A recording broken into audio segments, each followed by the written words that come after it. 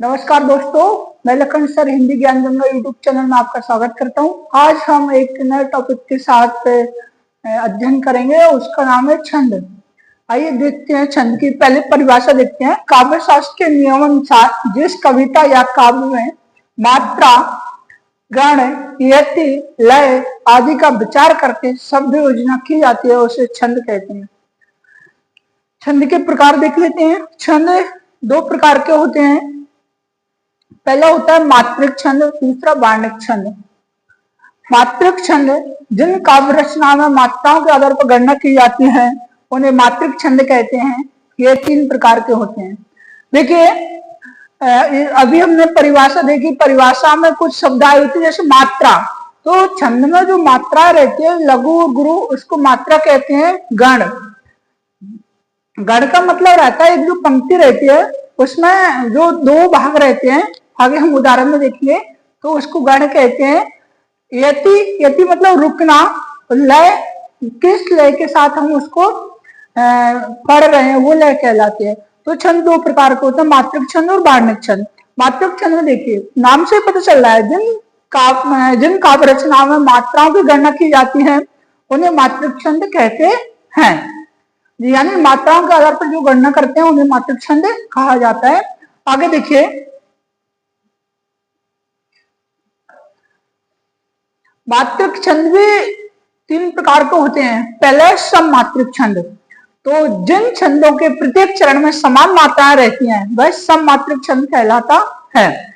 जैसे सममात्रिक छंद 4 प्रकार के रहते हैं। चौपाई, इसके प्रत्येक चरण में 16-16 मात्रा के विराम से जो मात्रा रहती है वो चौपाई छंद कहलाता है।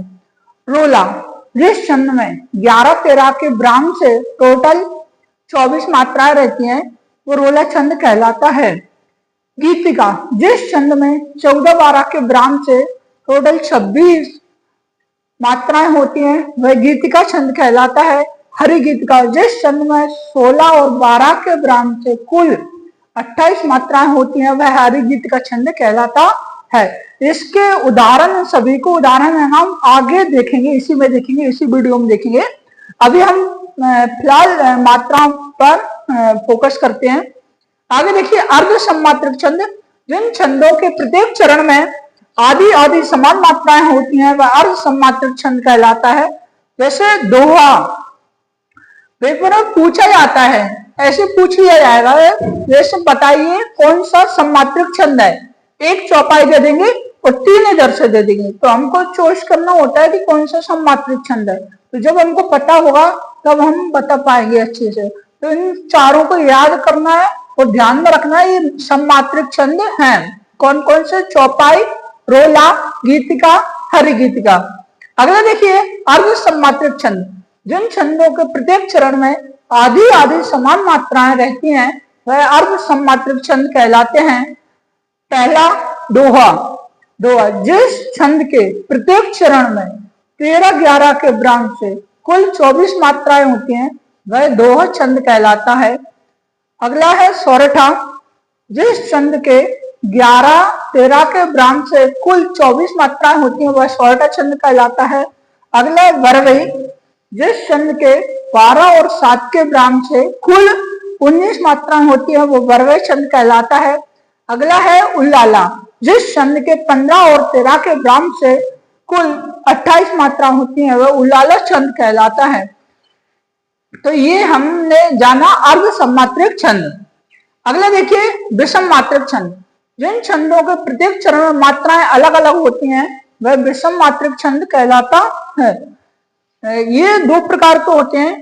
पहले कुंडलियां, कुंडलियां ना दोहा और रोला से मिलकर बनी होती हैं। तो दोहा के इसमें 2 चरण होते हैं और रोला के इसमें 4 चरण होते हैं। इस प्रकार से कुंडलियों में टोटल 6 चरण होते हैं। अगला देखते हैं छप्पे, छप्पे छंद रोला प्लस उल्लाला से मिलकर बना होता है। इसके भी 6 चरण होते हैं।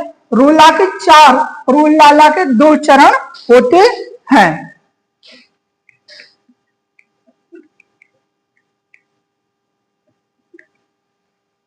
आगे देखें, लघु यानी एक मात्रा, तो इसका सिंबल रहता है जैसे एक, ये सिंबल बना हुआ रहता है, इसका मतलब है एक मात्रा। एक मात्रा हम किस किस की गिनेंगे? छोटा आ, छोटी ई, छोटा ऊ और चंद्र बिंदु। जहां भी हमको इन चारों पे मात्राएं दिखेंगी वहां पे हम एक मात्राएं काउंट करेंगे, एक मात्राएं गिनेंगे। दूसरा आता है दीर्घ दो मात्रा, यानी इसको गुरु भी बोला जाता है। तो इसका जो पहचान चिन्ह रहता है वो एस जैसा रहता है। तो देखिए बड़ा आ, बड़ी ई, बड़ा ऊ, ए, ऐ, ओ, औ, अंग, हा। तो ये वर्ण है, ये स्वर है, तो इनका हम दो मात्राएं काउंट करते हैं, यानी दीर्घ मात्रा कहा जाता है इनको। आगे देखिए संयुक्त व्यंजन की एक मात्रा, लेकिन संयुक्त व्यंजन के सामने वाले वर्ण की दो मात्रा हो जाती है, जैसे क्षय, कक्षा लिखा हुआ है, छा की तो वैसे भी दो आनी थी, लेकिन ये अगले वाले वर्ण की भी दो कर देगा। वैसे तो का की एक होना चाहिए थी, लेकिन अब इसकी हम कितनी काउंट करेंगे? दो करेंगे, क्योंकि इसके पीछे संयुक्त वर्ण आया है। ऐसे देखिए किसी भी वर्ण में आधा वर्ण जोड़ा हो तो उसके सामने वाले वर्ण की दो मात्रा हो जाती है, जैसे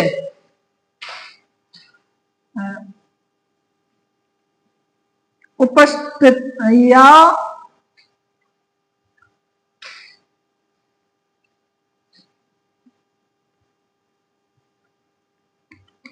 अत्यंत,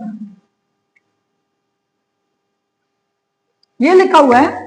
तो इसकी तो अंक बिंदियां तो दो रहेंगी, लेकिन अगले वाले वर्ण आ आया है तो इसका एक होना चाहिए था, लेकिन अब इसकी कितने हो जाएंगे? दो, क्योंकि इसके पीछे कौन सा अक्षर वर्ण आया है? आधा वर्ण आया हुआ है। किसी वर्ण में आधा वर्ण जोड़ा हो तो उसके सामने वाले वर्ण को दो मात्रा हो जाती है। ये समझ गए होंगे। आगे देखिए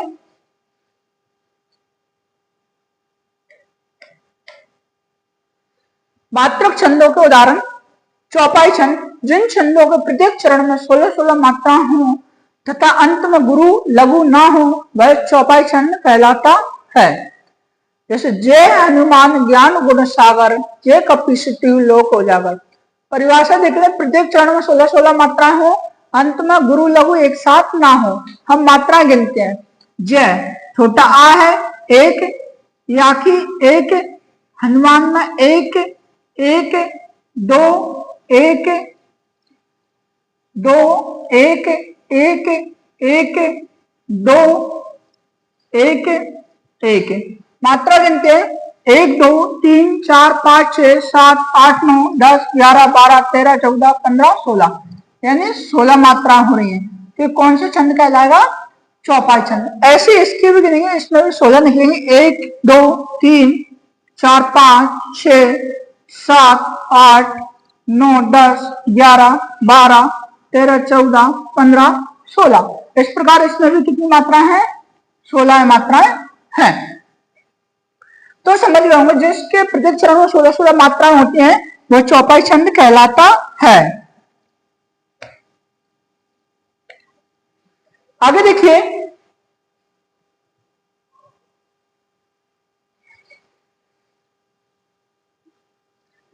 रोला छंद, जिस छंद के प्रत्येक चरण में जिस छंद के पहले और तीसरे चरण में 11-11 मात्राएं, दूसरे और चौथे चरण में 13-13 मात्राएं के विराम से कुल 24 मात्राएं होती हैं, वह रोला छंद कहलाता है। देखें पहले और तीसरे चरण यानी विषम चरणों में 11-11 और दूसरे और चौथे यानी सम चरणों में 13-13 मात्राएं होती हैं, तो वो क्या कहलाता है? रोला छंद कहलाता है। देखें गिनती मात्राएं 2 1 1 1 1 1 4 2 1। देखो अगर इसके आगे कोई सा आधा या पूरा वर्ण होता ना तो उसके दीर्घ हो जाता है, डबल मात्रा हो जाती है, क्योंकि इसके पीछे आधा वर्ण आया है। आगे देखें 1 2 1 1 2 1 1 2 2। देखें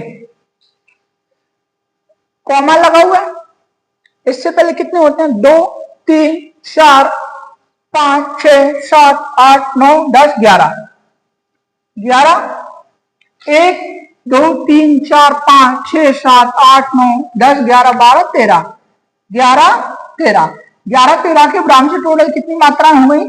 24। देखें, पहला चरण ये था, दूसरा चरण ये था, तीसरा चरण ये है, चौथा चरण ये है। इनकी भी मात्राएं हम काउंट कर लेते हैं। 1, 1, 2, 1, 1, 2, 1, 2, 2, 1, 1, 1, 2, 1, 1, 2, 2। देखें, 1, 2, 3, 4, 5, 6, 7, 8, 9, 10, 11, 2, 3, 4, 5, 6, 7, 8, 9, 10, 11, 12, 13। देखिए, सम चरणों में 13, 13, पहले और तीसरा, पहला ये है, तीसरा ये है, इनमें कितने कितने? 11, 11। और दूसरा और चौथे, ये दूसरा और चौथा, इसमें 13 और इसमें 13। तो इस प्रकार से रोलक छंद की मात्राएं होती हैं।